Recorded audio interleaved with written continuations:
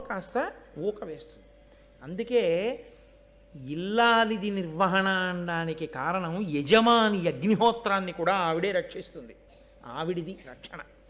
ఇదే ఔపాసన అంటారు. యథార్థమునకు ఔపాసన అన్న మాటకి అర్థం ఇది. ఇది జన్మ హక్కు ఆడదానికి.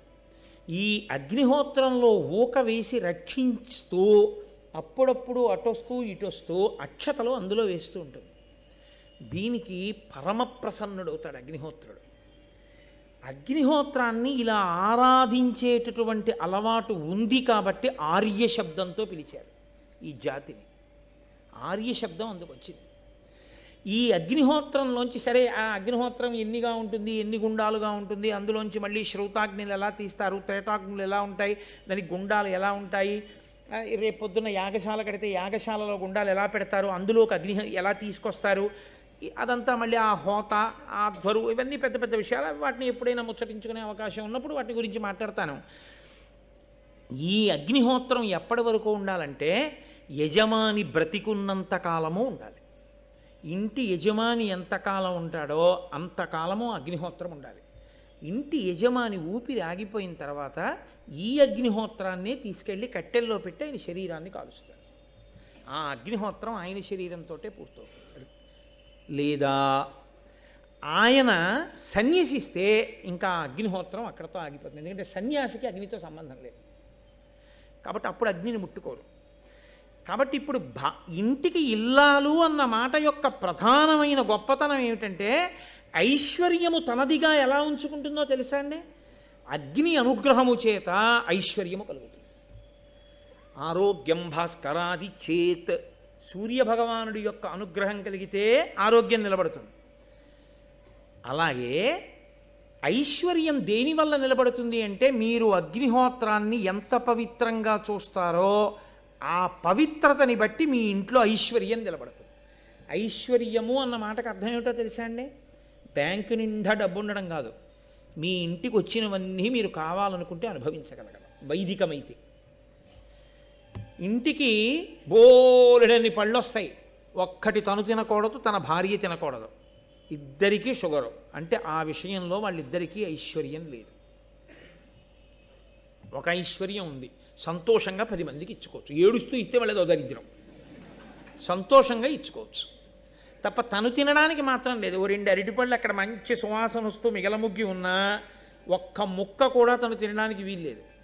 కాబట్టి తను అలా ఊరుకుని సంతోషంగా పట్టుకెళ్ళి ఎవరికో ఇచ్చి వాళ్ళు తింటే నేను తిన్నట్టే, తినవయా సంతోషంగా తీయగా ఉన్నాయి పళ్ళు అని ఇచ్చి వచ్చేయాలంతే.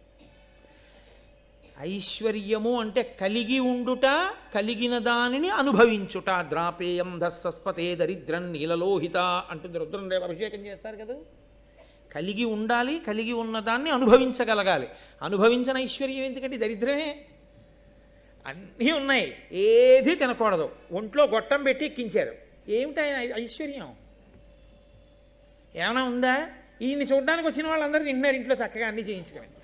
ఎవరిది ఐశ్వర్యం? వాడు ఐశ్వర్యవంతుడు, వీడు దరిద్రుడు. పాపం వీడు గొట్టం పెట్టు కూర్చున్నాడు అంతే. వీడు పూట పూట ఇంత తినాలంటే బొడ్డు దగ్గరో తొడ మీదో ఎక్కడో సూది పెట్టి పొడుచుకుని వాడంతటా వాడేదో ఎక్కించుకుని ఇంత అన్నం తింటుంటాడు. ఆ విషయంలో ఆయన చాలా బాధ పొందుతున్నాడా లేదా? కాబట్టి ఐశ్వర్యము దేనివల్ల వస్తుంది అని అడిగారు. అందుకని మన వాళ్ళు వసుహు స్థితి, దేవతలు ఎక్కడ అనుగ్రహిస్తారో అక్కడే పెట్టించారు. ఆగ్నేయంలో అగ్నిహోత్రం పెట్టి తూర్పు దిక్కు తిరిగి ఉండమన్నారు. యజమాని కడుపు నిండా తింటాడమ్మా, లేకపోతే తినడమ్మా అనడానికి కారణం అది.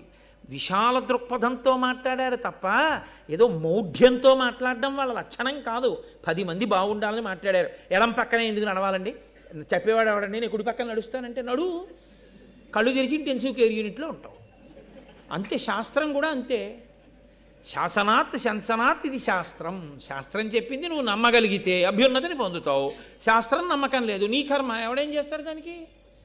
నువ్వు పాడవడం ఎందుకు, 10 మందిని పాడు చేయడం ఎందుకు? కాబట్టి అగ్నిని రక్షిస్తుంది భార్య. భార్య కాదు, నిజానికి పత్ని అన్న మాట వాడవలసి ఉంటుంది. ఎందుకంటే యజ్ఞమునందు కానీ ధర్మకార్యమునందు కానీ పక్కన కూర్చునే అధికారం ఎవరికి ఉంటుందో ఆవిడే పత్ని. కాబట్టి ఇప్పుడు పత్ని యొక్క ప్రధాన కర్తవ్యం ఏమిటి అంటే అగ్నిరక్షణమే. అసలు అగ్నిరక్షణం అనేటటువంటిది ఇల్లాలు జీవితంలో ఎప్పుడూ చెయ్యలేదనుకోండి, నేను యథార్థంగా నాతో కలిపి చెప్పేస్తున్నాను ఉన్నమాట, భార్యని చాలా పెద్ద స్థాయిలో మోసగించినట్లు. ఎందుకో తెలుసా అండి? ఆవిడికి ఇవ్వవలసిన అభ్యున్నతి ఇవ్వలేదు. ఆయనకి అగ్ని లేదు, ఇంట్లో అగ్నిశాల లేదు, అగ్నిహోత్రం లేదు. లేదు కాబట్టి పాపం ఆ పిచ్చి తల్లికి అక్షతలు వేయడానికి లేదు, ఊక వేయడానికి లేదు. ఆవిడ అగ్నిని ఆరాధించినది లేదు. ఇల్లాలైంది తప్ప ఆవిడ్ని అగ్నికార్యంలో తోడ్పాటు లేదు. ఈ విషయంలో ఎవరికీ మినహాయింపు లేదు అని మీరు గుర్తించవలసి ఉంటుంది. ఎవరో కొంతమందికి కాదు ఈ నియమం. కాబట్టి నేను అందుకే మీతో మనవి చేసింది, నన్నయ్య గారు ఆంధ్రీకరించారు, వ్యాసుల వారు రాశారంటే ఇంతంత చిన్న విషయాలు అక్కర్లేక రాయరు వాళ్ళు ఏమీని. అందులో పెద్ద ధర్మసూక్ష్మం ఉంది సుమా. నీ ఇంటి ఐశ్వర్యాన్ని నువ్వు ఎలా కాపాడుకోవాలో చెప్తున్నారు. ఇల్లాలి ఐశ్వర్యం ఏమిటో తెలుసా అండి? భర్తతో సహా. ఆయన ఎవరంటే ఆవిడ ఐదోతనం కదండి. ఆవిడ ఐదోతనం గట్టిదండి అంటారు ఈయన బతికితే. ఈయన ఎక్కడో పడి బతికాడు అనుకోండి, ఆవిడ ఐదోతనం గట్టిదండి అంటారు. ఈయన ఎవరు? ఆవిడకి చెందినవాడు. ఆవిడ ఐదోతనం ఈయన. కాబట్టి ఈయన ఆవిడ సొత్తు, ఈయనే ఆవిడ సొత్తు అయినప్పుడు పుట్టిన బిడ్డలు ఆవిడ కడుపు పంట. అన్నీ ఆవిడ వైపు నుంచే ఉన్నవన్నీ. అసలు ఆవిడకున్న గౌరవం ఆయనకి లేదు శాస్త్రంలో. యథార్థానికి చాలా కష్టపడి తరించాలి పురుషుడు. స్త్రీ అందుకే ఔపాసన అంటారు దీన్ని. ఇది తెలిస్తే చాలా తొందరగా మెట్లెక్కి ఈశ్వరుణ్ణి చేడతారు. కాబట్టి ఇప్పుడు తన బిడ్డల్ని రక్షించుకోవాలి, తన భర్తని రక్షించుకోవాలి. తనదైనది ఐశ్వర్యము అంటే భర్త బిడ్డలు కూడా. ఇప్పుడు వీరిని ఎందుకు రక్షించుకోవాలి? కనురాపు నుంచి రక్షించుకోవాలి. ఏమిటి కనురాపు? అబ్బా, ఎంత వేదం చదువుకున్నాడండి, ఎంత ఘనాపాటి అండి, ఏమి ధారణాశక్తి అండి, ఏమి నియమం పాటిస్తాడండి. 5 గంటలు కూర్చుని ఘన చెప్పిన కంఠం చేరవదు. ఏమి కంఠం అండి అది? అలా మాట్లాడగా ఆయనకి కనురాపు తగులుతుందేమో, అందుకని అగ్నిహోత్రంలో ఊక వేస్తుంది, అందుకని అక్షతలు వేస్తుంటుంది. ఆ అగ్ని బిడ్డల్ని భర్తని కాపాడుతుంటాడు. కాదు, ఉగ్రభూతములు తిరుగుతుంటాయి, అవి ప్రవేశించి బిడ్డల్ని చెనకుతాయి. చెనకకుండా ఏ ఇంట అగ్నిహోత్రమునందు వేస్తారో, ఊక అక్షతలు వేస్తూ ఉంటారో అక్కడికి రావు. అందుకని అగ్నిశాల అని ఒకటి ఉంటుంది ఇంట్లో. అందులో మళ్ళీ ఏ దిక్కుకు ఏ గుండం ఉండాలన్నది వేరు నియమం అనుకోండి. అక్కడ ఈ అగ్నిగుండాన్ని పెట్టి ఉంచుతాడు యజమాని. దాన్ని పరాకు చెప్తాడు భార్యకి. చాలాసేపు బయటికి వెళ్ళిపోతున్నాడు అనుకోండి, ఏమో ఇల్లు తాళం వేసుకో అని ఇప్పుడు చెప్తున్నాం. అప్పుడు ఏం చెప్పేవారంటే, అగ్నిని జాగ్రత్తగా చూసుకో, నేను వెళ్ళొస్తాను. ఎందుకంటే మళ్ళీ ఆ అగ్ని వెలిగించాలంటే దానికి ఒక పెద్ద పద్ధతి, అది నిధనం అయిపోతాయి. అందుకని నేను బయటికి వెడుతున్నాను, నువ్వు పరాకుగా అగ్నిహోత్రాన్ని చూడు, అగ్నిశాలలో అగ్నిని జాగ్రత్తగా చూడు, నేను వచ్చి సంధ్యావందనం చేసుకున్న తర్వాత అగ్నికార్యం చేసుకుంటాను. నిత్యాగ్నిహోత్రీకులని ఇప్పటికీ అగ్నిహోత్రాన్ని అలాగే ఆరాధన చేసే కుటుంబాలు ఉన్నాయి. నేను గత సంవత్సరం గుంటూరులో శ్రీరామాయణం చెప్పే రోజుల్లో శృంగగిరిపీఠ నిర్వాహకులు హరిప్రసాద్ గారు విజయవాడ నుంచి పిలిపించారు నాకు ఆశీర్వచనం చేయించడానికి. ఒక ప్రత్యేక సందర్భంలో నిత్యాగ్నిహోత్రీకులు వచ్చారు. ఆ రోజు సాయంకాలం వాళ్ళు అగ్నికార్యం చేసుకుని వచ్చారు ఆశీర్వచనం చేయడానికి. ఇప్పటికీ ఉన్నాయి ఆ కుటుంబాలు. ఎప్పుడైనా కనీసంలో కనీసం చూసి దర్శనం చేసి పొంగిపోదాం అనుకుంటే 5 బస్సులు వేసుకెళ్ళిపోతే అసహ్యంగా ఉంటుంది, కానీ 5 వెళ్ళి చూడడానికి బాగుంటుంది. కాబట్టి అదిగో అటువంటి సంప్రదాయాన్ని పోషిస్తున్న మహాపురుషులు ఉన్నారు ఇప్పటికీ. కనీసంలో కనీసం అందుకే వంట పొయ్యి దగ్గర మర్యాద పాటిస్తారు. అదొక్కటైనా కనీసం పచనం చేసే అగ్నిహోత్రం కదా, దాని మీదైనా గౌరవం ఉంచాలి కదా అని చెప్పి. సరే, అందుచేత ఇప్పుడు భృగువు స్నానం చేయడానికి వెళ్తున్నాడు. అంటే ఎంత ఆచారకాండ మాట్లాడిందో చూడండి భారతం. ఆయన వెడుతూ భార్యకి పరాకు దేని గురించి చెప్పాడంటే, అగ్నిశాలలో అగ్నిహోత్రుడున్నాడు జాగ్రత్త. అగ్ని సర్వదేవతా స్వరూపుడు, అదొకటి మీరు గుర్తుపెట్టుకోవాలి. అగ్నిహోత్రుడు శివుడు, శివుడికి 3వ కన్ను అగ్నిహోత్రం. అందుకని అగ్నియే శివుడు, అగ్నియే విష్ణువు, అగ్నియే గరుత్మంతుడు, అగ్నియే పరదేవత. అందుకే ఇప్పటికీ కేరళ రాష్ట్రంలో అమ్మవారిని పూజ చెయ్యాలి అంటే యంత్రాలు మూర్తులు అవి పెట్టరు. మీరు ఎప్పుడైనా కేరళ రాష్ట్రం వెళ్ళినప్పుడు అక్కడ ఉండేటటువంటి సంప్రదాయం మీరు వాళ్ళని అడగండి, వాళ్ళు చెప్తారు. వాళ్ళు దీపం వెలిగిస్తారు. మనం ఇళ్లల్లో పెట్టుకుంటామే దీపం, అలాంటి దీపం వెలిగించి ఆ దీపం ప్రజ్వరిల్లుతుంటే ఆ దీప శిఖకి అమ్మవారు అని పూజ చేస్తారు వాళ్ళు. దీపాన్నే పరదేవతగా పూజ చేస్తారు వాళ్ళు. అసలు దీపం లేకుండా మనం పూజ చెయ్యం. నతత్ర సూర్యోభాతి చంద్రతారకం నేమా విద్యుతో భాతి కుతోయమగ్ని త్వమేవ భాంతమనుభాతి సర్వం తస్య భాషా సర్వమిదం విభాతి. పరబ్రహ్మాన్ని దీపంగా చెప్తాం. ఏ నామాలు వినండి మీరు, సహస్రనామాల్లో పరంజ్యోతి అన్న నామం లేకుండా ఉండదు. జ్యోతి అగ్ని సంబంధం, సుబ్రహ్మణ్యుడు అగ్ని సంబంధం. అందుకే ఆయనకి పావకి అగ్నిపుత్రుడు అని ఒక పేరు. అసలు అరుణాచలంలో ఉన్నటువంటి శివలింగం అగ్నిలింగం. అక్కడ ఉన్నటువంటి శిలలు వేడిగా ఉంటాయంటారు, అగ్నిశిలలు, అగ్ని కొండ. అగ్నిని ఆరాధించడం ఈ జాతి లక్షణం కాబట్టి ఆర్య శబ్దం వచ్చింది. ఇంత గొప్ప అగ్నిని ఆరాధన చేసి ఐశ్వర్యాన్ని పొందేవారు, ఆ అగ్నిని ఆరాధించి రక్షణ పొందేవారు. అందుకే ఇప్పటికీ మన వాళ్ళు అలా నోటితో ఊదకురా అంటారు. అగ్నిని నిధనం చేయడం కూడా ఎంగిలి ఊపిరితో, ఎంగిలి గాలితో నిధనం చేయరు. అందుకే దీపం ఆరిపోయిందన్నారు. దీపం కొండెక్కిపోయింది అంటారు. కొండెక్కిపోయింది అంటే ఈశ్వరునిలో లయం. కొండల మీద అంతా ఈశ్వరుడు ఉంటాడు కాబట్టి ఈశ్వరునిలో కలిసిపోయింది. ఆ ఇంటి దీపం ఆరిపోయింది అన్నారనుకోండి, అది చాలా అమంగళకరమని గుర్తు. ఆ ఇంట పొయ్యి వెలగట్లేదు అన్నారనుకోండి, వాళ్ళకి అన్నం లేదని గుర్తు. అగ్ని సంబంధంగా ఐశ్వర్యాన్ని, అగ్ని సంబంధంగా దరిద్రాన్ని, అగ్ని సంబంధంగా మంగళాన్ని, అగ్ని సంబంధంగా అమంగళాన్ని మనకి ప్రకటన చేస్తారు. ఆ ఒళ్ళు చల్లబడిపోయింది అంటే ఆయన ఇక లేడు. ఆ ఒంట్లో ఉండవలసిన వేడుంది. చాలా పొగరుబోతుగా ఉన్నాడు, ఒంట్లో వేడండి అంటారు. సరే, ఇప్పుడు అవన్నీ మళ్ళీ చెప్తూ కూర్చుంటే ఇంకా ఎప్పటికయ్యాను భారతం ఇప్పుడు మళ్ళీ వచ్చేది. అందుకని అగ్ని అంతగా మనం ఆరాధన చేస్తాం, మనకి తెలియదు చేస్తున్నామని కూడా. ఆ ఇంట దీపం లేదా అంటారు, దీపం పెట్టేవాడికి అద్దెకి ఇవ్వకూడదా అంటారు, అద్దె లేకపోయినా దీపం పెడతాడు ఇవ్వండి అంటారు. కాబట్టి మనకి అంత పూజ్య భావన అగ్నిహోత్రం మీద. అటువంటి అగ్నిహోత్రాన్ని కాపాడాలి కాబట్టి భృగువు స్నానానికి ఎడుతున్నాడు సాయంకాలం. అదో నియమం. ఉదయం వేళ పొరపాటున సూర్యోదయం అయ్యే వరకు పడుకున్నా, ఎప్పుడైనా, ప్రతిరోజు అని కాదు నా ఉద్దేశ్యం, ఎప్పుడైనా సూర్యోదయం అయ్యే వరకు నిద్రపోతే తప్పు పట్టదు శాస్త్రం. పాపం ఒంట్లో బాగులేదో లేకపోతే నలతగా ఉన్నాడో పడుకున్నాడు. కానీ సూర్యాస్తమయ సమయంలో మాత్రం ఎట్టి పరిస్థితుల్లో నిద్రపోకూడదు. ఎట్టి పరిస్థితుల్లో సరే, ఆ ధర్మ సూక్ష్మం మీద కూడా ఆఖ్యానాలు వస్తాయి. కాబట్టి సూర్యాస్తమయం అవుతోంది అంటే స్నానం చేసేయాలి. చేసి దీపం పెట్టి ఈశ్వరుడికి నమస్కారం చెయ్యాలి. యజ్ఞోపవీతం ఉన్నవాళ్ళు సంధ్యావందనం చెయ్యాలి. కాబట్టి ఆయన సంధ్యావందనం చెయ్యాలి కాబట్టి స్నానం చేయడానికి వెడుతూ ఆయన పరాకు దేనికి చెప్పాడంటే, ఆయన భార్య పేరు పులోమ.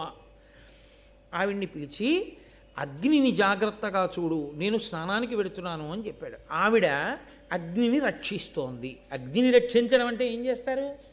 అగ్నిని పట్టుకుని ఉండరుగా. రక్షించడం అంటే కాస్త ఊక వెయ్యాలి, కాసిన అక్షతలు వెయ్యాలి. ఆడవారు ఎక్కువగా అందులో అక్షతలు సమర్పణం చేస్తుంటారు కాబట్టి అక్షతలో ఊకో వేసి ఆవిడ రక్షిస్తోంది. ఈలోగా అగ్ని వెలుగుతున్నాడు అంటే వాళ్ళ దృష్టిలో ఎవరు వెలుగుతున్నాడు? ఈశ్వరుడే. అగ్ని ఉన్న చోట ఈశ్వరుడే. కాబట్టి ఇప్పుడు పులోమ రాక్షసుడు అని ఒక ఆయన ఉన్నాడు. ఆయన అదో చమత్కారమైన పేరు. ఈయన భార్య పేరు పులోమ, వచ్చిన రాక్షసుడి పేరు పులోమ రాక్షసుడు. ఆయనకి ఎప్పటి నుంచో ఈవిడి మీద కన్ను. రాక్షసత్వము అన్న మాటకు అర్థం ఏమిటో తెలుసా అండి? వాడికి ఆమె యందు ప్రీతి ఉండడమే మొదటి తప్పు. ఎందుకని? ధర్మం అన్న మాట ఒకటి ఉంది కదా, తన ప్రీతి ఎవరి యందు ఉండాలంటే తన తండ్రి ఎవరిని తెచ్చి తన పక్కన పత్ని స్థానంలో కూర్చోబెట్టాడో ఆమె యందు ఉండాలి. అంతేగాని వివాహపూర్వం తనే నిర్ణయించుకుని తనే అసలు మనసు పట్టుకెళ్ళి పెట్టకూడదు, అదో తప్పు. సరే పెట్టాడు పో. ఆవిడికి పెళ్ళైపోయింది. పెళ్ళైపోయిన తర్వాత కూడా ఆవిడ మీద మనసు పెట్టుకోవడం ఇంకో పెద్ద తప్పు. తప్పుల్లో పెద్ద తప్పు అంటే ఏమిటో తెలుసా అండి? అర్థం పర్థం లేని మాటలు కొన్ని మాట్లాడుతుంటారు. ఆవిడికి 60 ఏళ్ళు వచ్చేస్తాయి. నేను సందర్భంలో చూసి తెల్లపోయాను. 60 ఏళ్ళు వచ్చేస్తాయి.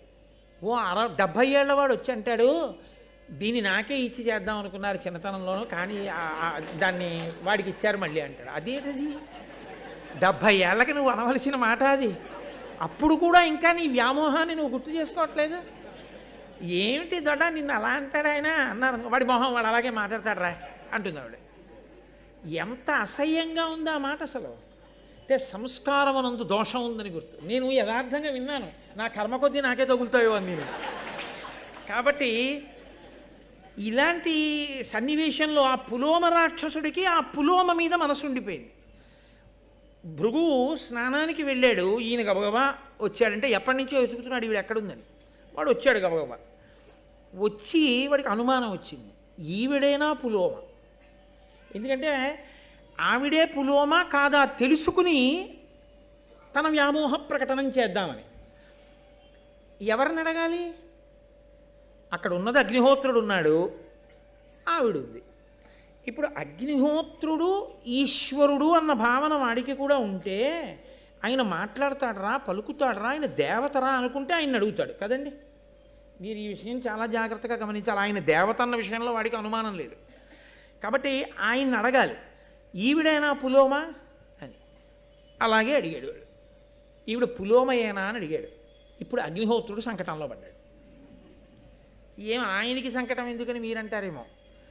ఆయన లోకంలో చేసి పాడవుతున్న వాళ్ళు, చెయ్యక పాడవుతున్న వాళ్ళు ఇద్దరిని చూస్తుంటాడు. ఒంట్లో వేడున్నంతసేపేగా ఏదైనా చెయ్యాలి. ఒంట్లో వేడుండగా చెయ్యకూడనివి చేసి పాడవుతున్నవాడు, ఒంట్లో వేడున్నప్పుడు చెయ్యవలసినవి చెయ్యక పాడవుతున్నవాడు, ఇద్దరిని చూస్తున్నాడుగా ఆయన. అందుకని ఆయనకి సత్యము అసత్యము గురించి బాగా అవగాహన ఉంది. ఆయన అనుకున్నాడు, ఈమె పులోమ అని నేనంటే వీడు రాక్షసుడు ఎత్తుకుపోతే భృగు వచ్చి నన్ను శపిస్తాడు, ఎందుకు చెప్పావు మా ఆవిడ పులోమని అంటాడు. చెప్పకపోతే నాకు తెలియదయానో ఈవిడ పులోమ కాదనో ఏదో చెప్తే అసత్య దోషం వస్తుంది. ఇప్పుడు ఆయన ఏం చేశాడంటే దోషాల్లో చిన్న దోషం ఏది లెక్క కట్టుకున్నాడు. అసత్యమాడ్డం తక్కువ దోషమా, ఈవిడ పులోమ అని చెప్పేస్తే ఒకవేళ ఇతను ఏదైనా అపకారం చెయ్యడం సాధ్యం కాదు. ఎందుకని? ఈవిడ అగ్నిని ఆరాధిస్తోంది కాబట్టి ఈవిడ రక్షింపబడుతుంది తప్పకుండా, నా అనుగ్రహమే మళ్ళీ రక్షిస్తుంది ఈవిడ్ని. కానీ ఈవిడికి బాధ కలుగుతుంది కదూ, ఏదో ఒక బాధ కలుగుతుంది రాక్షసుడి వల్ల. అప్పుడు భృగువు కోపం వస్తుంది. ఎవడు చెప్పాడు అసలు ఈవిడ పులోమని అంటాడు, ఈయనే చెప్పాడంటుంది ఆవిడ. అప్పుడు నన్ను శపిస్తాడు. శాపం పుచ్చుకోనా అబద్ధమాడినా అని ఆలోచించాడు. అబద్ధమాడమే పెద్ద దోషం. శాపం వస్తే ఆయన కాళ్ళ మీద పడి మళ్ళీ అనుగ్రహం వేడుకొని శాపం పోగొట్టుకోవచ్చు. కాబట్టి నేను సత్యమే మాట్లాడతాను అన్నాడు. అంటే మాట మాట్లాడేటప్పుడు సత్యాసత్యముల గురించి ఎంత పరిశీలన ఉండేదో మీరు చూడండి. సరే, ఇందులో మళ్ళీ చిన్న దోషం వచ్చింది, నేను మీకు వివరణ చేస్తాను ఆ విశేషాన్ని. ఆయన ఈమెయే పులోమ అని అనగానే ఆ రాక్షసుడు అన్నాడు, అసలు ఈవిడికి పెళ్ళవక ముందు ఎప్పుడో ఈవిడిని నేనే చేసుకుందాం అనుకున్నాను, ఇదిగో ఈ భృగువు చేసేసుకున్నాడు. అసలు ఇంకో విచిత్రం తెలుసా, ఆవిడ పేరు నా పేరు ఒకటే.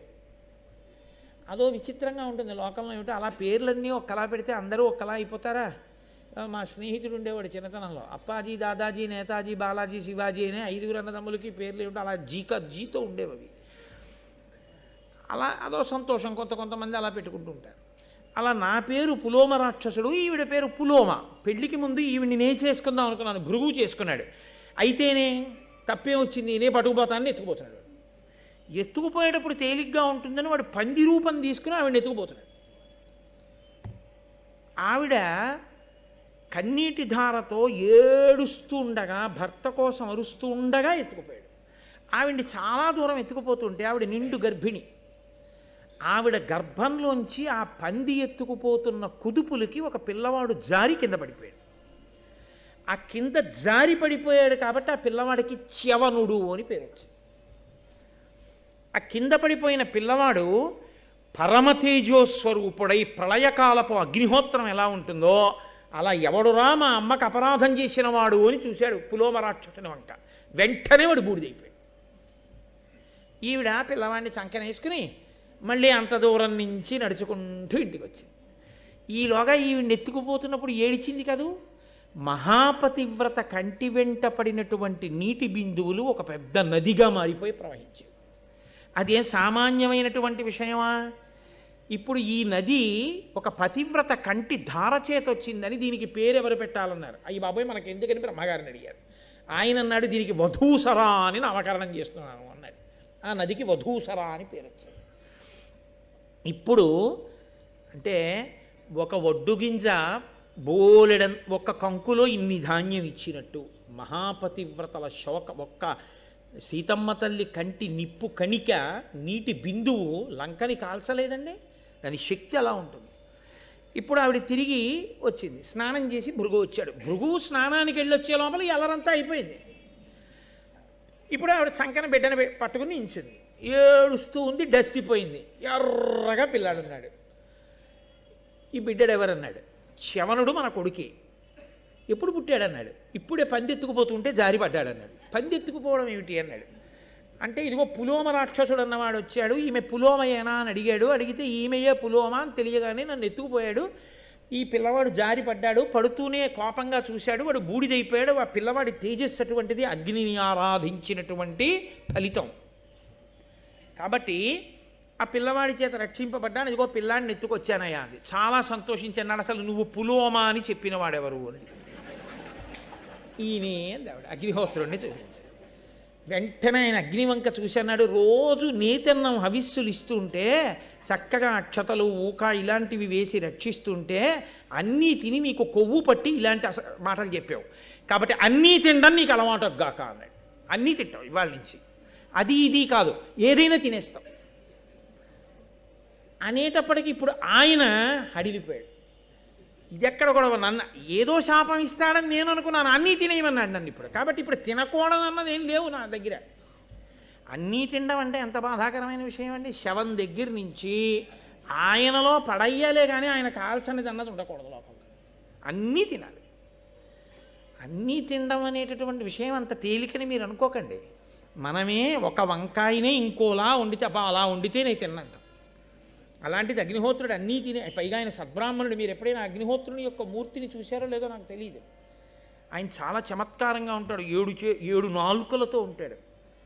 సప్తజిహ్వ అని 7 నాలుకలు, 2 తలలు, 6 చేతులు, అందులో పట్టుకునే ఆయుధాలు, పొట్టిగా ఉంటాడు, లావుగా ఉంటాడు, యజ్ఞోపవీతం వేసుకుంటాడు, శృక్కు స్రవం ఇవన్నీ పట్టుకుంటాడు. బ్రాహ్మణుడు.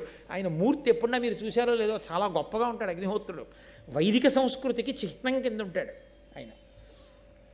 అటువంటి అగ్నిహోత్రుడు అన్నీ తినేయడం అంటే, సర్వభక్షకుడు అవ్వడం అంటే బాధాకరం కదండి. ఆయన వెంటనే భృగువు వంక చూసి అన్నాడు, నేను ఇవ్వగలను శాపం. ఎందుకు ఇవ్వాలో తెలుసా నీకు శాపం? ఒక కారణానికి ఇవ్వాలన్నాడు. ఇక్కడ ఎన్ని చమత్కారాలు అనుకుంటున్నారు? ఎవరి ధర్మం వాళ్ళది. అసలు భృగువు ఎందుకు ఇవ్వాలి శాపం? తన భార్య ఎవరో అడిగితే సత్యం చెప్పినందుకు శాపం ఇస్తాడా? కాదు. సత్యము అన్న మాటకి సనాతన ధర్మంలో ఒక అర్థం ఉంది. సత్యము అంటే నిజము పల్కుట అని కాదు.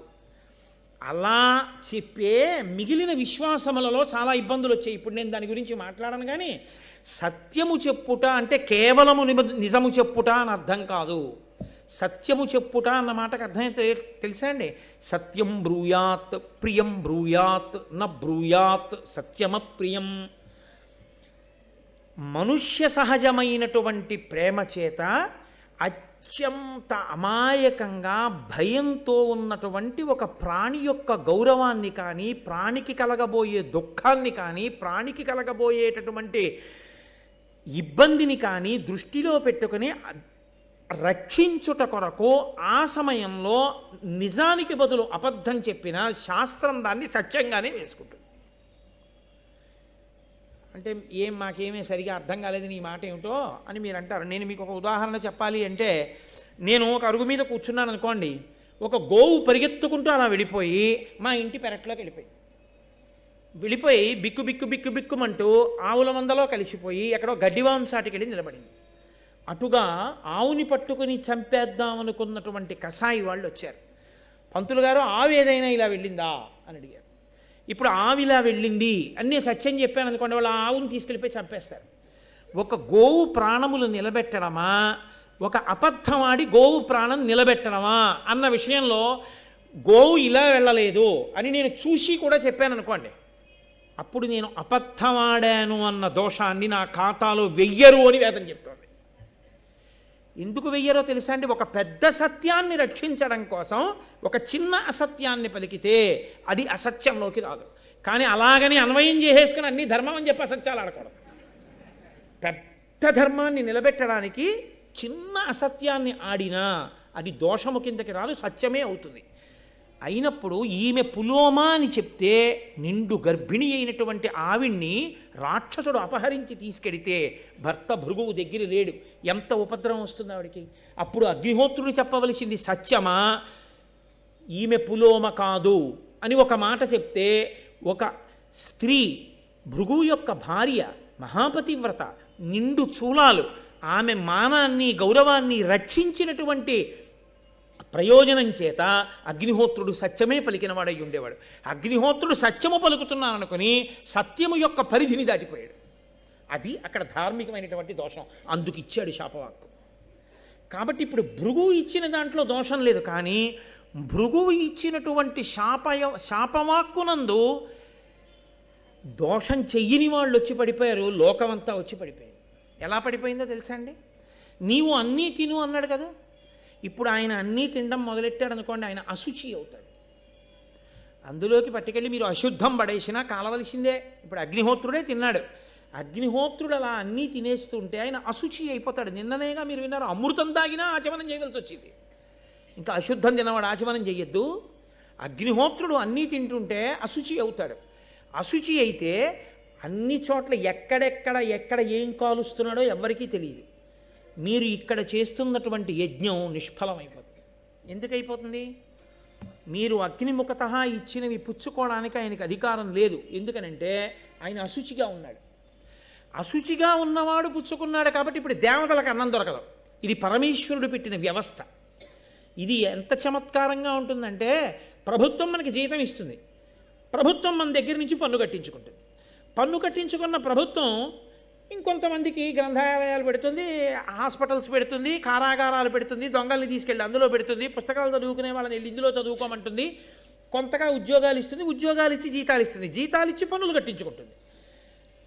ఏ ప్రభుత్వం జీతం ఇచ్చి పన్ను కట్టించుకుంటుందో మళ్ళీ ఈ పన్నుతో నడిపిస్తూ ఉంటుందో వ్యవస్థని, అలాగే పరమేశ్వరుడు ఒక వ్యవస్థ చేశాడు. నీకు దేవతలు ఐశ్వర్యం ఇస్తారు, వర్షం కురవడం దేవతల చేతిలో ఉంటుంది, దేవతల ఆకలి తీర్చడం నీ చేతిలో ఉంటుంది. వాళ్ళు వర్షం కురిపిస్తారు, నీకు పంటలు పండుతాయి. నువ్వు పంట ఇంటికి తెచ్చుకుని యజ్ఞం చేసి యజ్ఞంలో హవిస్సుని, ఆ హవిస్సు వాళ్ళు పుచ్చుకుంటారు, వాళ్ళు భోజనం చేస్తారు, వాళ్ళ కడుపు నిండుతుంది, వాళ్ళు తృప్తి పొందుతారు, వాళ్ళు మళ్ళీ వర్షం కురిపిస్తారు, మళ్ళీ పంటలు పండుతాయి, మళ్ళీ యజ్ఞం చేయి, కొంత పదార్థాన్ని హవిస్సుగా ఇయ్యి, మళ్ళీ దేవతలు తృప్తి పొందుతారు. ఈ చక్రం ఇలా తిరగాలి, ధర్మచక్రం అనుష్ఠానపరంగా తిరుగుతూ ఉండాలని ఈశ్వరుడు నియమనం చేశాడు దానికి. ఇప్పుడు అగ్నిహోత్రుడు అశుచి అయిపోయాడు అనుకోండి, దేవతలకు భోజనాలు ఎలాగా? వాళ్ళకి అన్నం ఉండదు, కవ్యం నడవదు కాబట్టి పితృదేవతలకి కవ్యం వెళ్ళదు, పిండ ప్రదానం లేదు. దేవతలు అనుగ్రహించరు కాబట్టి వర్షాలు లేవు, కాబట్టి భూలోకంలో పంటలు లేవు, వీళ్ళెవరికే అన్నం దొరకదు, నదుల్లో నీరుండదు, దాహం తీరదు. కాబట్టి ఇప్పుడు లోకాలన్నీ ఏమైపోయాయి? ఇబ్బందిలోకి వెళ్ళాయి. నువ్వు నేను అసత్యం పలికాను అని నువ్వు అనుకుంటే నాకు ఇంకేమైనా శాపం నువ్వు ఇచ్చి ఉండవలసింది.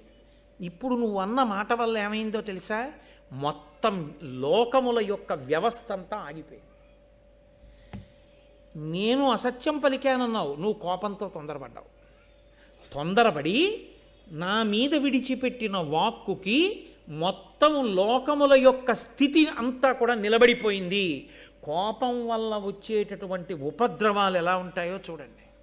గబ్బా ఒక్క మాట నోరు జారిపోయిందో ఎంత దూరం వెళ్ళిపోతుందో చూడండి. కాబట్టి ఇప్పుడు ఆయన అన్నాడు అగ్నిహోత్రుడు, అడిచిన తిట్టినం మరి మహాపరుషంబులు పల్కి అల్కతో పొడిచిన ఉత్తమ ద్విజులు పూజ్యులు వారలకెగ్గు చేసినం చెడు ఇహమున్ పరము. ఇది సిద్ధము కావుటెరింగి భక్తి ఎప్పుడు ధరణి సురోత్తముల పూజల తంపుదు అల్కనోడుదు. నేను కూడా నిన్ను శపించగలను, కానీ అనుష్ఠాన తత్పరులై వేదాంగములను నేర్చుకుని నిత్యం దేవతల్ని పరమభక్తితో ప్రీతితో పూజ చేసేటటువంటి బ్రాహ్మణుల నోటి వెంట వచ్చేటటువంటి మాట ఎంత దూరమైనా వెళ్ళిపోతుంది. కాబట్టి వాళ్ళు ఎగ్గులు పలికినా తిట్టినా పొడిచినా కొట్టినా ఓర్పు వహించి మాట్లాడటం లేదు తప్ప తిరిగి శాపం ఇవ్వలేని వాళ్ళను కాను, అందుకుని ఊరుకున్నాను భృగువు అన్నాడు. అని ఇంకా ఎలాగో నేను ఏమీ చెయ్యలేని, ఈ లోకానికి ఏ ఉపకారం చెయ్యగలిగే స్థితి నాకు పోయింది అని సర్వప్రాణుల నుండి తన తేజస్సుని ఉపసంహారం చేసేశాడు. అంటే లోకంలో ఎక్కడ వేడి లేదు, ఇక అగ్నిహోత్రం ఆగిపోయింది. అగ్నిహోత్రం ఆగిపోగానే యజ్ఞయాగాదులు ఆగిపోయాయి, నిత్యాగ్నిహోత్రాలు ఆగిపోయాయి, దేవతలకి హవిస్సులు ఆగిపోయాయి, పితృదేవతలకి కవ్యాలు ఆగిపోయాయి, పిండ ప్రదానాలు ఆగిపోయాయి, ఇక్కడ వర్షాలు ఆగిపోయాయి, లోకమంతా సంక్షోభంలోకి వెళ్ళిపోయాయి. అందరూ పరిగెత్తుకుంటూ చతుర్ముఖ బ్రహ్మగారి దగ్గరికి వెళ్ళారు. ఏ ఆపదొచ్చినా అందరూ ముందు ఆయన దగ్గరికి పరిగెడతారు. పరిగెత్తి, అయ్యా ఇదిగో భృగువు అగ్నిహోత్రుడిని శపించాడు, అగ్నిహోత్రుడు కాంతినంతటినీ ఉపసంహారం చేసేశాడు, ఎక్కడ ఏమీ జరగట్లేదు, ఎలా అన్నాడు. ఆయన అగ్నిహోత్రుణ్ణి పిలిపించాడు. పిలిపించి ఆయన అన్నాడు, ప్రకటిత భూత సంతతికి భర్తవు నీవా, చరాచర ప్రవృత్తికి మరి హితుభూతుడవు, దేవముఖుండవు నీవు, లోక పావకుడవు నీవు, ఇట్టి అనవత్య గుణండవు నీకు, విశ్వభారక భువన ప్రవర్తన పరాన్ముఖ భావము పొందపాడియే. ఏమయ్యా, నువ్వు ఈ భూత సంతతికంతటికీ కూడా భర్తవి, భరించేవాడివి. ఈ వేడి ఉన్నంతసేపు ఈ ప్రాణాలన్నీ ఉంటాయి. లోకంలో ఆ వేడి వల్లనే పదార్థములు పచనమవుతాయి. పచనమై రుచి వస్తుంది. అగ్నిహోత్రం వల్ల వండుకోకపోతే రుచి ఎక్కడుందండి? 4 వంకాయ ముక్కలు కొత్తిమీర పెట్టుకుంటే తింటామా? 2 పచ్చిమిరపకాయ ముక్కలు కలుపుకుని ఉడికిస్తేనే రుచి. కాబట్టి లోకమంతా నీ వలననే నిలబడుతోంది. నీ ముఖంలోనే, నీ ముఖత బ్రాహ్మణులు హవిస్సునిచ్చి దేవతలను తృప్తిపరుస్తారు. లోకములన్నీ నీ వలన నిలబడుతున్నాయి. నువ్వు లోక భర్తవి. అటువంటి వాడివి ఇంత కోపగించి నీ తేజస్సుని ఉపసంహారం చెయ్యొచ్చా అంటే అగ్నిహోత్రుడు తనకి కలిగినటువంటి ఇబ్బందిని చెప్పాడు. బ్రహ్మగారు అన్నారు, ఇప్పుడు భృగువు వాక్కుని వెనక్కి తీయడం కుదరదు. కాబట్టి నీవు సర్వభక్షకుడవే, అన్నీ తింటావు. అన్నీ నువ్వు తిన్నా నీ పవిత్రతకి లోపం లేదు. నువ్వు ఎప్పుడూ పవిత్రుడవే. నీకు నేను వరం ఇస్తున్నాను. ఆయన శాపాన్ని వెనక్కి తీస్తే ఆయనకి మళ్ళీ కోపం వస్తుంది. నేను శాపం ఇచ్చేవాడిని వెనక్కి తీసేవాడా అంటాడు. ఆయన ఏమన్నాడు? సర్వభక్షకుడివి కమ్మన్నాడు, అన్నీ తిని. నేనంటున్నాను, అన్నీ తిన్నా నువ్వు పవిత్రుడవే, ఆచమనం కూడా చేయక్కర్లేదు. శవాన్ని కాలుస్తూ ఉంటుంది అగ్ని. యజ్ఞశాలలో అగ్ని దేవతలకు హవిస్సు పట్టుకెళ్ళిపోతుంటుంది. ఆ పక్కనే కవ్యాన్ని పితృదేవతలకు పట్టుకెళ్ళిపోతూ ఉంటుంది. అక్కడే నిత్యాగ్నిహోత్రీకులు చేసుకునేటటువంటి కార్యకలాపాలు అగ్నిహోత్రంలో జరిగిపోతుంటాయి. అక్కడే అగ్ని అరణ్యాన్ని కాలుస్తూ ఉంటుంది. అక్కడే అగ్ని తనలో పడిపోయినటువంటి ప్రాణుల్ని కాల్చేస్తూ ఉంటుంది. ఎక్కడ ఎన్ని అగ్నిహోత్రంలో పడిపోయి అగ్ని తినేస్తున్నా అగ్నికి మాత్రము అశౌచము లేదు. ఏ అపవిత్రత నీకు కలగదు. నీవు నిత్య పవిత్రుడవే, ప్రతి క్షణం పవిత్రంగా ఉంటావు అని బ్రహ్మగారు వరం ఇచ్చారు అగ్నిహోత్రుడికి. ఇప్పుడు సంతోషంగా కాలం నడిచింది. మళ్ళీ లోకంలో వ్యవస్థ అంతా ఏర్పడింది. మళ్ళీ హవిస్సులన్నీ కూడా నడిచాయి. ఎందుకు చెప్పవలసి వచ్చింది ఈ కథ అంతా? హవిస్సు ఇస్తే దేవతలకు పట్టుకెళ్ళాలి, కానీ పావులను అందులో పడమంటే ఎలా కాల్చాడా అగ్నిహోత్రుడు? మరి భృగువు శాపం ఉంది, సర్వభక్షకుడు ఒక అమ్మని, అందుకని పావులు పడ్డా తినాలంతే. అందుకు తిన్నాడయ్యా అని చెప్పడానికి భృగువు దగ్గర జరిగినటువంటి పులోమ, ఆ అల్లరి, దానివల్ల ఆఖరికి వచ్చిన శాపం, ఎందుకు అగ్నిహోత్రుడు సర్వభక్షకుడయ్యాడో, అయినా పవిత్రుడయ్యాడో మహానుభావుడైనటువంటి శౌతి ఈ విషయాలు చెప్పి ఆయన అన్నాడు, ఈ శవనుడు జన్మించాడు కదా అక్కడ ఉండేటటువంటి భృగువుకి పులోమకి, ఆయన శర్యాతి అనబడేటటువంటి రాజు యొక్క కుమార్తె అయినటువంటి సుకన్యని వివాహం చేసుకున్నాడు. దేవి భాగవతంలో మీరు ఈ ఘట్టాన్ని విన్నారు. పుట్టలో కూర్చుని ఆయన తపస్సు చేస్తూ ఉండడం, కళ్ళేదో మిరుగుడు పురుగుల్లా కనపడుతున్నాయని ఆవిడ పుల్లతో పొడవడం, ఆయన 2 కళ్ళు పోవడం, వృద్ధుడైనా కూడా ఆవిడ వివాహం చేసుకోవడం, ఆవిడ పరమ పాతివ్రత్యంతో ఆయన్ని అనువర్తించడం, అశ్వినీ దేవతలు రావడం, నీకు నీ భర్త పట్ల అంత పాతివ్రత్యము అంత మమకారము ఉంటే ఏది మేము చూస్తాం, ముగ్గురం కలిసి స్నానం చేస్తాం, ముగ్గురం ఒక్కలా ఉంటాం, నీ భర్తనెవరినో నువ్వు గుర్తుపట్టడం, ముగ్గురు వెళ్ళి ఆ సరోవరంలో స్నానం చేయడం, ముగ్గురు అశ్వినీ దేవతలుగానే కనపడడం, తన భర్త ఎవరో తను గుర్తుపట్టలేకపోతే తన పాతివ్రత్యానికి దోషం వస్తుంది. కాబట్టి ఆవిడ వెంటనే నమ పద్మ ప్రభోదేవి అంటూ దేవీ భాగవతంలో అమ్మవారిని స్తోత్రం చేయడం, అమ్మవారు అనుగ్రహించి ఆ శర్యాతి కుమార్తె అయినటువంటి ఆ సుకన్యకి తన భర్తని గుర్తుపట్టగలిగినటువంటి బుద్ధి ప్రచోదనం చేయడం, దానివల్ల ఆమె చవన మహర్షిని గుర్తుపట్టడం, చవన మహర్షికి నిత్య యవ్వనం రావడం, మళ్ళీ యవ్వనంలోకి వచ్చి వాళ్ళిద్దరూ సంతోషంగా కాలం గడపడం, ఈ ఘట్టాన్ని మీరు దేవీ భాగవతంలో విన్నారు. నేను ఒక్కసారి విహంగ వీక్షణంగా దాన్ని మీకు జ్ఞాపకం చేశాను. ఇప్పుడు ఈ చవన మహర్షి సుకన్యకి కలిపి ప్రమతి అనబడేటటువంటి కుమారుడు జన్మించాడు. ఈ ప్రమతి ఘృతాచి అని క్షీరసాగర మథనం చేసినప్పుడు పాలసముద్రంలోంచి పుట్టినటువంటి అప్సరసని వివాహం చేసుకున్న కారణం చేత లేదా ఆమెతో సంగమించినటువంటి కారణం చేత ఆ ఘృతాచికి ప్రమతికి రురుడు అనబడేటటువంటి పిల్లవాడు పుట్టాడు. ఈ రురుడు గంధర్వరాజు అయినటువంటి విశ్వావసుడు, మేనక వీరిద్దరికీ జన్మించినటువంటి ప్రమద్వర అనబడేటటువంటి పిల్ల స్థూలకేశుడు అనబడేటటువంటి ముని ఆశ్రమంలో పెరుగుతుంటే ఆమెని వివాహం చేసుకుందామని సంకల్పం చేసి నిశ్చితార్థం చేసుకున్నాడు. నేను ఈమెని వివాహం చేసుకుంటాను అని మాట ఇచ్చాడు. అంటే తన భార్య అయిపోయినట్టే ఇంచుమించుగాను. మీరు విన్నారు కదూ ఎక్కడి వరకు వచ్చామో. ఇప్పుడు ఆమె స్థూలకేశుడు ఆశ్రమంలో ఉంది. రురుడు ఆమెని వివాహం చేసుకుంటాను అన్నాడు. ఇంకా వివాహం అవ్వలేదు. నాకు ఈమె భార్య అవుతుంది ప్రమద్వర అని ఆయన సంతోషంగా ఉన్నాడు. ఒకరోజు సాయంకాలం ఆ ప్రమద్వర చెలికెత్తెలతో కలిసి స్థూలకేశుని యొక్క ఆశ్రమంలో ఆడుకుంటూ తిరుగుతోంది. ఒక పెద్ద త్రాచుపాము ఒకటి వచ్చి ఎక్కడి నుంచో ఆ ప్రమద్వర యొక్క పాదం మీద కాటు వేసి వెంటనే ఆమె నురగలు కక్కుకుని మరణించింది. మరణించగానే రురుడికి ఈ విషయం తెలిసింది. పరిగెత్తుకుంటూ వచ్చాడు. వచ్చి ఆయన ఏడుస్తున్నాడు. ఈమెని భార్యని చేసుకుందాం అనుకున్నాను, ఈమె ఎందే మనసు ఉంచుకున్నాను, కానీ ఈమె మరణించిందని ఈయన బాధపడుతున్నాడు. మిగిలినటువంటి ఋషులందరూ కూడా వచ్చి అక్కడ చేరారు. ఆ సమయంలో రురుడు అక్కడ ఉండే వాళ్ళందరినీ ప్రార్థన చేశాడు. అదో చమత్కారమైన ప్రార్థన. అది దేవతల్ని కూడా ఉద్దేశించి చేశాడు ఆయన.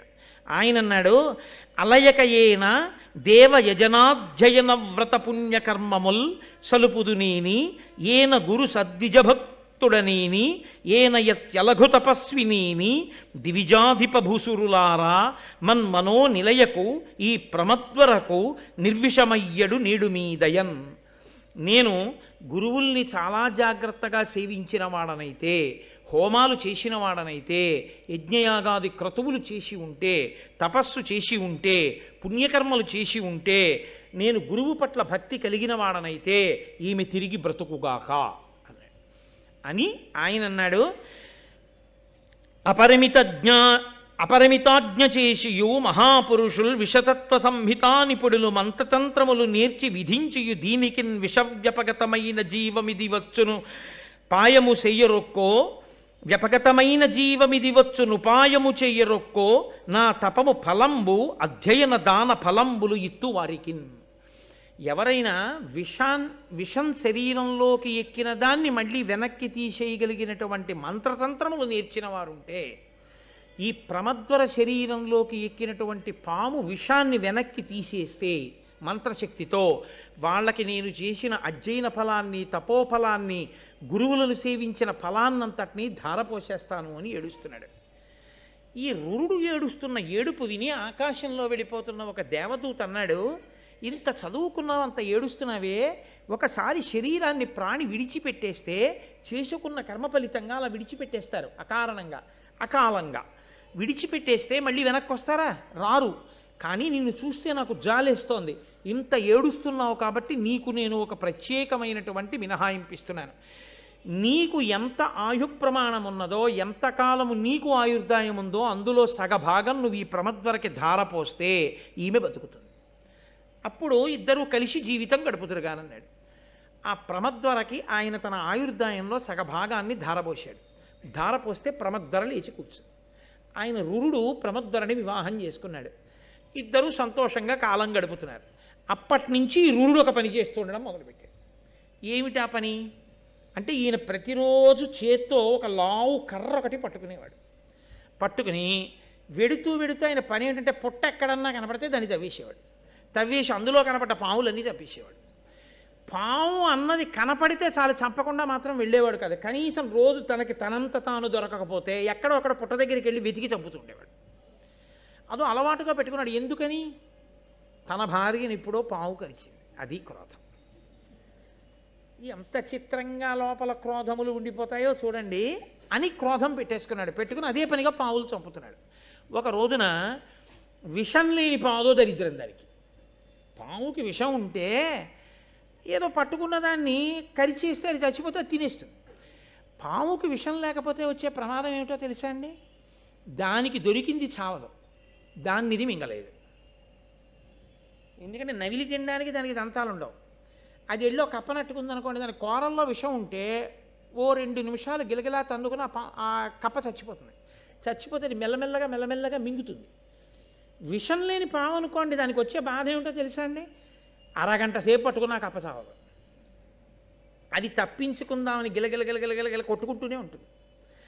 అది కూడా నోరు బయటికి పెట్టింది అనుకోండి, చిత్రం ఏంటంటే అప్పుడు అది కాస్త ఓ 2 ఈగలు దొరికితే బాగుండని తింటుంటుంది. బతకాలన్న ఆశ ఏ ప్రాణికైనా అలా ఉంటుంది కదండి. రామకృష్ణ పరమహంస ఒక చోట దాని గురించే చెప్పి, మనుష్యుల ఆశ అంటే ఎలా ఉంటుందో చూడవయా అన్నారు. కాబట్టి ఇది పట్టుకుని ఎంతసేపు అలా పట్టుకుని ఉంటుంది. దవడలు నెప్పెట్టి కొంచెం అందనుకోండి, ఆ కప్ప దూకేస్తుంది. అంటే విషం లేని పాముకి ఆహారం తెచ్చుకోవడం కష్టం, విషం ఉన్న పాముకి ఆహారం తెచ్చుకోవడం తేలిక. కాబట్టి అది దానికి పెద్ద కష్టం. పాము జన్మ ఎత్తింది, పట్టుకు తినేది ఉండదు, చాలా కష్టం అది ఆహారాన్ని పట్టుకోవడం. ఇంత కష్టం ఎందుకు వచ్చింది? చూడడానికి మాత్రం పెద్ద పాము, దాని పేరు డుండుబం. దానికి పేరు ఒకటి మళ్ళీ, డుండుబము అనబడేటటువంటి ఒక పెద్ద పాము అది అక్కడ పడుంది. దాన్ని చూసి వెంటనే చేతిలో కర్ర ఉంది కదా, పాము కనబడితే కొట్టేయాలి. ఈ రురుడు ఆ కర్ర తీసా పామును కొట్టబోయాడు. అది వెంటనే మునైపోయేది. అంది, నేను విషం లేని పాముని. ఏమయ్యా, నువ్వు చూస్తే భృగువంశంలో పుట్టినటువంటి బ్రాహ్మణుడవు. భృగువంశంలో పుట్టిన బ్రాహ్మణుడు ఎక్కడా? విషం లేని పాము ఎక్కడా? పాముల్ని కర్రలతో కొట్టి చంపడం ఏమిటాయా, నువ్వు ఎందుకు అలా చంపుతుంటావు అని అడిగింది. నేను పాముల్ని చంపడం మాట అలా ఉంచు, కానీ కొడదామని నేను వస్తే మునిగిపోయిన నువ్వెవరు అసలు అని అడిగాడు ఆయన. అడిగితే అప్పుడు ఆయన అన్నాడు, నా పేరు సహస్రపాదుడు. నేను ఒకానొకప్పుడు వేదాధ్యయనం చేస్తూ ఉండేవాడిని. నాకు ఒక స్నేహితుడు ఉండేవాడు, ఆయన పేరు ఖగముడు. ఆ ఖగముడు కూడా వేదం చదువుకుంటూ అగ్నికార్యం చేసుకుంటున్నాడు. రోజున నాకెందుకో అక్కర్లేని బుద్ధోటి పుట్టింది. వీడు అగ్నికార్యం చేసుకుంటున్నాడు కదా, ఇప్పుడు వీడి మీదకి పాము పడేసినట్టుగా ఏదైనా పడేస్తాయి. వీడు ఉలిక్కి పడి ముందుకు పడితే అగ్నిగుండంలో పడతాడు, వెనక్కి పడితే పాము అనుకుని తూలితే ఎలా ఉంటుందో చూద్దాం అనుకున్నాడు. వికృత హాస్యం, అర్థం లేని హాస్యం, పరిధులు మించిన హాస్యం ఇలాంటి ప్రమాదాలే తెస్తుంది అని ఓ గడ్డిపామును దాన్ని చేసి, అది పాము అంటే పాములో ఉంది, పాము అంటే పాము కాదు, విషం లేదు దానికి, గడ్డిపాము కాదు. ఆ పామును తీసి అగ్నికార్యం చేసుకుంటూ కూర్చున్నటువంటి ఆ ఖగముడి మీదకి విసిరాడు కిటికీలోంచి. అది వెళ్ళి మీద పడగానే పొడుగ్గా అలా పడేటప్పటికీ అది పాము అనుకుని ఆయన ఉలిక్కి పడి హడిలిపోయి లేచిపోయి నేను ఎంతో ధ్యానంతో ఇక్కడ కూర్చుని ఉంటే ఎవడు రా నా మీద ఈ పాముని విసిరివాడని చూశాడు. స్నేహితుడే సహస్రపాదుడు. విషం లేని పాములా ఓ గడ్డిపాముని నా మీద పారేసి నేను ఉలిక్కి పడితే నవ్వావు కనుక విషం లేని పాము అయి పుట్టి దాని బాధ ఏమిటో తెలుస్తుంది అని అడవిలో తిరిగి అన్నాడు. అప్పుడు తెలిసి వచ్చింది. మితిమీరిన హాస్యం, మితిమీరినటువంటి అవతల వారిని మనం బాధ పెట్టి వినోదాన్ని పొందడం ఎంత ప్రమాదానికి చిట్ట చివరికి వెళ్ళిపోతుందో చూడండి. కొంతమంది ఏమనుకుంటారంటే జీవితంలో హాస్యస్ఫోరకంగా మేము మాట్లాడగలం అనుకుంటారు. అనుకుని మేము అలా ఒక్క పావుగంట మాట్లాడకపోతే మా శీలానికే ఏదో భంగపాటు, అలా మాట్లాడకుండా మేము ఉండకూడదు అని కనబడ్డ ప్రతి వారి మీద ఏదో హాస్యస్ఫోరకంగా మాట్లాడడం అలవాటు చేసుకుంటారు. అలా మాట్లాడకపోతే ఈయన ఏం జోక్ వేయలేదు అనుకుంటారని. ఇది వెళ్ళి ఎక్కడ పప్పులో కాలేస్తాడంటే, ఎవరో ఒక మహాత్ముడు కనపడినప్పుడు ఆయన గురించి కూడా అలాగే మాట్లాడతాడు, కట్టి కుడిపేస్తుంది. కాబట్టి అదే పనిగా హాస్య ప్రసంగాలు చేయడం మంచిది కాదు, అది ఒక దుర్లక్షణంగా చెప్పింది శాస్త్రం. కాబట్టి నిరంతర హాస్య ప్రసంగం, ఎప్పుడూ అర్థం లేని హాస్యం మంచిది కాదు. కాబట్టి విషం లేని పాముగా పుట్టి తిరుగుతున్నాను. అప్పుడు ఏడిచాను నా స్నేహితుడు ఖగముడి దగ్గర, నాకెప్పటికయా విముక్తి అని అడిగాను. నీకు ఏనాడు భృగువంశంలో పుట్టిన రురుడు దర్శనం అవుతాడో, కర్ర పట్టుకుని నిన్ను చంపబోతాడో, అప్పుడు నువ్వు మామూలు పాము అవుతావు, దానివల్ల ఉపకారం కలుగుతుందిలే అన్నాడు. అందుకుని మునినయ్యాను. ఇది సరే, కానీ నాకొక ఆశ్చర్యకరమైనటువంటి విషయం తెలుస్తోంది. నువ్వు భృగువంశంలో పుట్టావే, బ్రాహ్మణుడవే, వేదం చదువుకున్నావు, యజ్ఞం చేస్తున్నావు, ఇలా కర్ర పెట్టి పాముల్ని కొట్టచ్చా? బ్రాహ్మణుడంటే ఎటువంటి వాడు?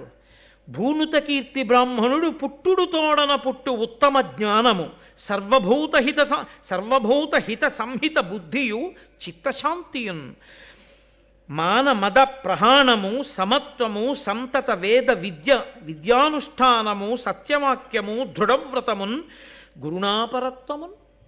ఒక సచ్చీలుడైనటువంటి బ్రాహ్మణుడు పుట్టగానే ఆ చుట్టుపక్కల ఉన్న వాళ్ళ అందరిలోనూ కూడా భూతదయ కలుగుతుంది, మంచి భావములు కలుగుతాయి, అందరిలోనూ కూడా చిత్తశాంతి కలుగుతుంది, మంచి ఆలోచనలు కలుగుతాయి. అప్పటి వరకు ఉన్నటువంటి దుష్టమైన ఆలోచనలు పరిశీలనం చేత పక్కకి వెళ్ళిపోతాయి.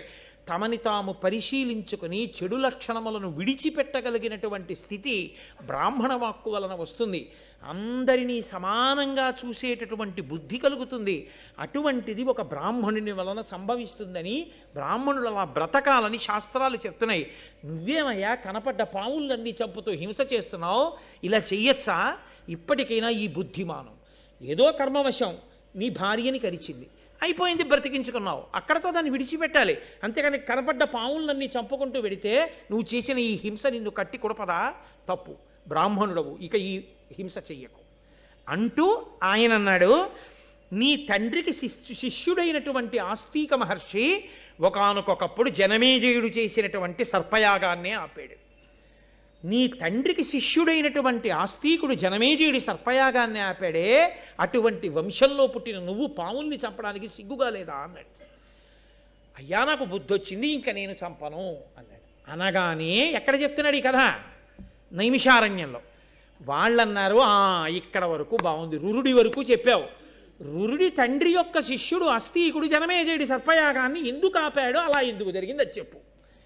రేపు ప్రారంభం చేస్తాను, ఇప్పటికే 8 దాటిపోయింది కదా అని ఇవాళకి చక్కా మనందరం ప్రసాదం తీసుకుని ఈశ్వరుడు యొక్క హారతి అందుకుని బయలుదేరదాం నైమిషారణ్యంలో. ఇది నైమిషారణ్యమే పవిత్ర భావన చేత అని అన్నాడు.